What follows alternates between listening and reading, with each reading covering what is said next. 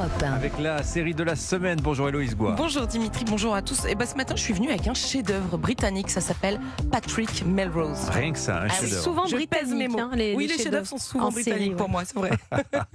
D'accord, à tout de suite. Le livre du jour pour commencer. Bonjour Nicolas Caro. Bonjour Dimitri. Alors à propos de Noël, ça pourrait faire un beau cadeau, j'ai l'impression, celui-ci. Et à propos de chef-d'œuvre aussi, L'amour au temps du choléra de Gabriel Garcia Marquez, adapté en roman graphique, c'est chez Grasset, adapté par Ugo Bertotti, publié en 1985, le roman, donc il y a 40 ans cette année, après son prix Nobel de littérature en 82. Et Ugo Bertotti, c'est un illustrateur, auteur de bande dessinée, du genre virtuose.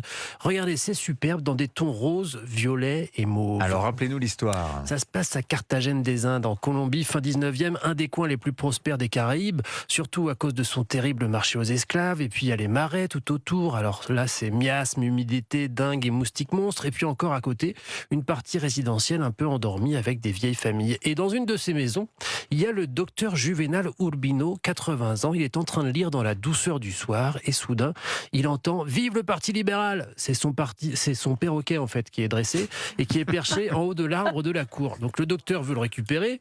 Il prend une échelle de bois, il la pose contre une branche, grimpe et une fois en haut, crac, un des barreaux cède sous son pied et il tombe. Il a le temps quand même de se dire qu'il va mourir et sa dernière pensée est qu'il n'aura pas eu le temps de dire adieu à Fermina. Son épouse.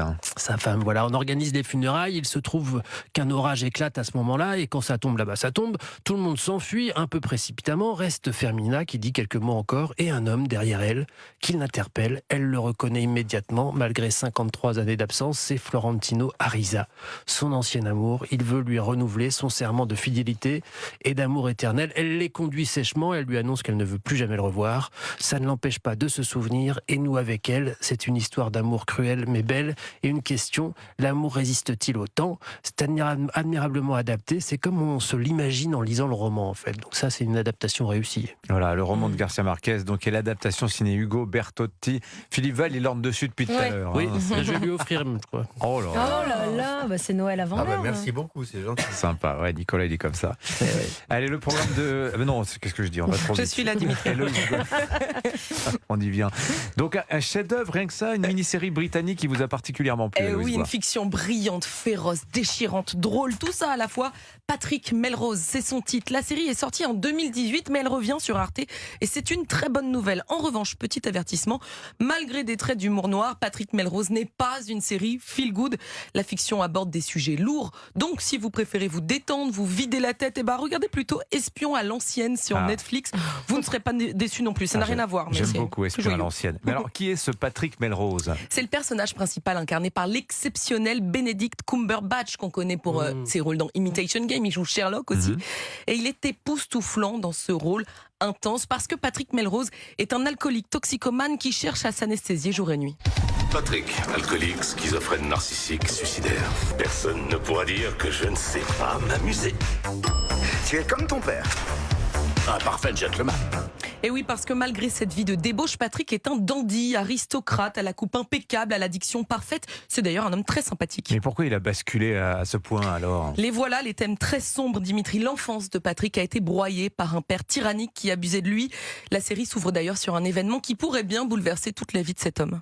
Toutes mes condoléances, tu dois être affreusement avec nous. Je suis désolé pour votre père. Vous aviez des relations difficiles avec lui. Peut-être ne savait-il tout simplement pas exprimer son amour. La cruauté est le contraire de l'amour. Qu'est-ce que tu vas faire de ta vie?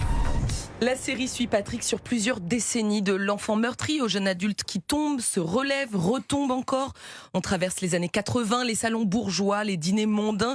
Cette fiction, c'est un peu l'envers du décor de l'aristocratie anglaise qu'on voit notamment dans Downton Abbey. On s'aperçoit que l'étiquette et les politesses ne servent plus à grand-chose lorsqu'il s'agit de sauver un enfant en détresse. Et d'où vient cette histoire? Et de la vie d'un homme, un écrivain, Edward Santo Bean. La série adapte ses 5 romans autobiographiques et chaque roman devient un épisode qui s'apparente à un petit film avec un ton et une mise en scène différents à chaque fois. Résultat, une série d'une noirceur brillante. On y parle de résilience, d'héritage familial, de pardon ou de l'impossibilité de pardonner.